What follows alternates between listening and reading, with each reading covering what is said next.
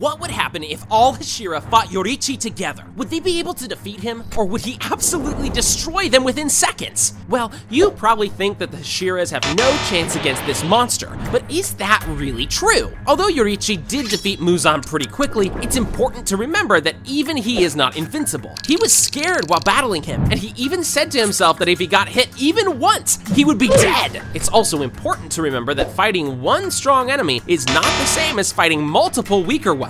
In this scenario, Yoriichi would have to keep his eyes on 10 different enemies simultaneously, each with their unique breathing style. Another thing to keep in mind for this fight is that we never saw sun breathing used against human opponents. It is surely the strongest breathing style for fighting demons since the sun is their natural weakness. But would it have the same effect on Hashiras? Okay, before we explain what exactly would happen in this fight, let's quickly see if there is any Hashira that could pose a problem to Yoriichi. Out of all pillars in this generation, most of them have some kind of unique ability or trick up their sleeve. Take Shinobu for example. Although her physical strength and speed are nowhere close to Yoriichi's levels, she actually has a deadly trick up her sleeve: poison. With it, she can kill pretty much any demon really quickly. This can vary from a few seconds for weaker demons and up to 30 or more minutes for stronger ones like Doma. That's all pretty cool, but what does that have to do with Yoriichi? You see, Shinobu is a master of poisons, as we saw when she healed Zenitsu from a deadly demon poison and even helped Tamayo create a drug specifically made to weaken Muzan. She even helped me create a special subscribe poison that'll make all of you instantly subscribe to the channel. Okay, the poison doesn't actually work, but it would still be great if you subscribed. Thanks. Anyway, if she ever had to fight a powerful swordsman like Yoriichi, she would most likely come up with a unique type of poison that would hurt Yoriichi the most and maybe even kill him. Of course, if she wanted to do something like this, she would have to come close to Yoriichi and either slice him with her poisonous sword or inject him directly with a syringe. This would obviously be impossible for her to do alone, as Yoriichi would kill her long before she even came close. Still, this ability would definitely come in handy a bit later when all Hashira attack Yoriichi together. Another Hashira that may be able to help in this fight with his abilities is Tenjin. Although the sound pillar is incredibly strong and possesses a unique breathing style, it's actually something completely different that I want to talk about here. You probably noticed how demon slayers don't really carry much gear around. Their equipment usually consists of only their sword or whatever other weapons they are using. Well,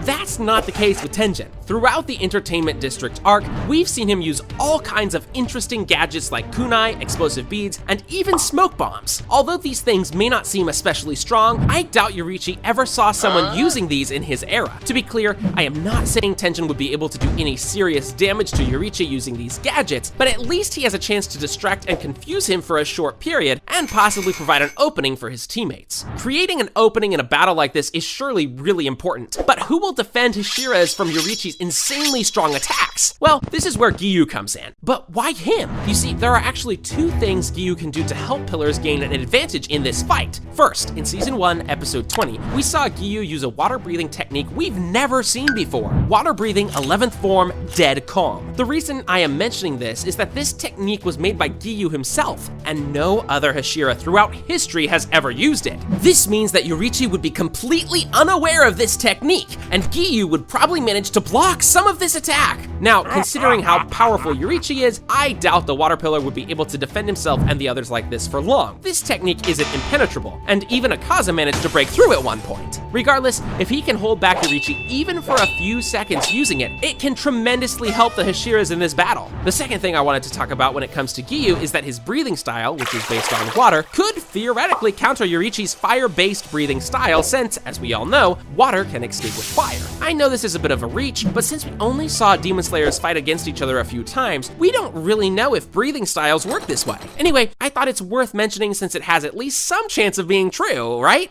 However, one thing that is most certainly true is that Gyome is the strongest pillar in the current generation. He literally unlocked every single ability a Demon Slayer can unlock. Transparent World, Demon Slayer Mark, Selfless State, Bright Red Weapon, he has it all! Although he doesn't possess any specific ability that'll present a problem to Yoriichi, I believe he is the only pillar capable of going head-to-head against him without dying instantly. I'm not saying it would be a fair battle, far from it. Kyomei would surely end up sliced in pieces, but if he can hold him off just for a bit, it could be game-changing for the Hashiras. Remember when I talked about Giyu and how Yoriichi doesn't know about his unique technique? Yeah, well, there are actually whole breathing styles Yoriichi doesn't know anything about and would definitely catch him off guard. If you paid close attention while watching Demon Slayer, you probably noticed there are 6 primary breathing styles: water, moon, flame, thunder, stone, and wind. This means that every other breathing style didn't exist in Yoriichi's era and was only developed years later by other pillars. So, the styles like Mist, Love, and Serpent would probably work on Yoriichi pretty well and confuse him, as he never saw them before. Mitsuri's fighting style would probably surprise him the most, as he definitely won't expect her flexible whip-like sword. The only 2 pillars I didn't mention so far are Rengoku and Sanemi. The reason for this is that I don't think they have anything unique to bring to the table in this battle. However, that doesn't mean they won't be able to do anything to help. These 2 are phenomenal offensive fighters, and even though their abilities won't surprise Yoriichi, if they manage to catch him off guard, they can do some serious damage to him. Okay, after covering all Hashira's strengths and things that may help them in this battle, it's finally time to ask the most important question. Would all Hashira together be able to defeat the strongest demon slayer ever, Yoriichi Sugikuni? For this battle to be as entertaining as possible, we'll assume that both Yoriichi and the pillars are at the peak of their strength. This means that Rengoku and Tenjin are still members of the core, and all others are as powerful as they were in the Infinity Castle arc, which means that most of them will have their Demon Slayer mark along with all other abilities they have awakened. As the final battle starts, Hashiras waste no time and immediately rush towards Yoriichi. As Yoriichi prepares to attack them,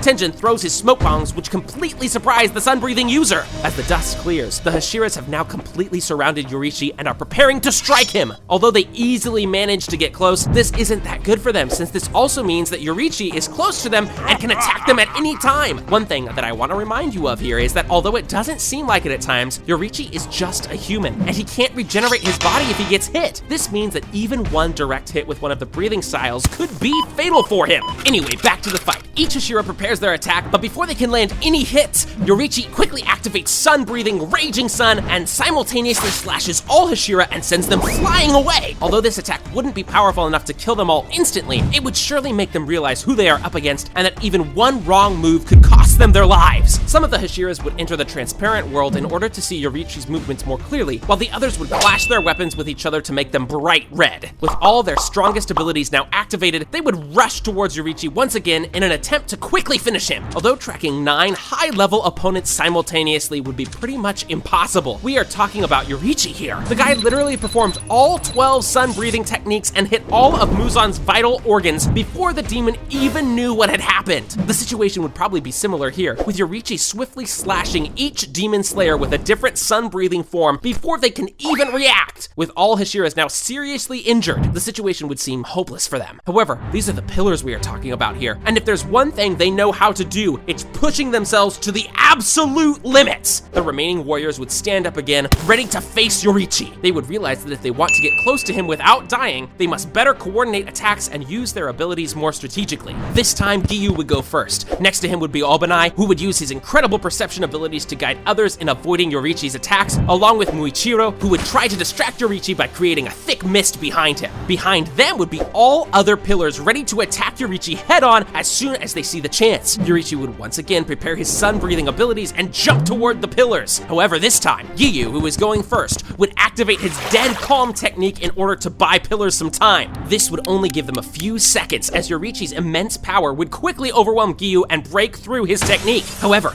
immediately after Giyu falls, Muichiro activates his final form and creates a thick mist around Yoriichi, completely obscuring his vision. At that point, all remaining Hashiras would jump into the smoke with their strongest technique to quickly kill him while he is not expecting it. Using the transparent world, Yoriichi would sense some of the Hashiras and would also prepare his strongest attack, sun-breathing 13th form. As all attacks clash, a huge explosion completely destroys their surroundings and leaves nothing but a big crater in the center. As the dust finally clears, all Hashiras can be seen lying dead on the floor, while Yoriichi is on his knees, heavily injured but still alive. In the end, even the combined efforts of all the strongest warriors from the current generation weren't enough to bring down this monster. Click on this video where we explain what would happen if Nezuko became a demon instead of Tanjiro.